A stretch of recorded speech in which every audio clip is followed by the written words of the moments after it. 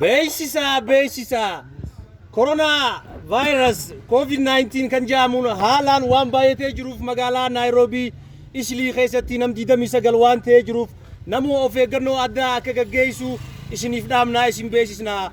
Wanni itti nu gargaartan yoo kan jiraatu ta'e daa'imman keessan akka alatti gad hin baafne yoo daa'imman keessan ala gabbaaftan yoo kan argaman ta'e alatti hedduu dhibee guddaa rakkoo waan isinirra geessuuf please isin kadhannaa alatti gad hin baasinaa daa'imman keessan.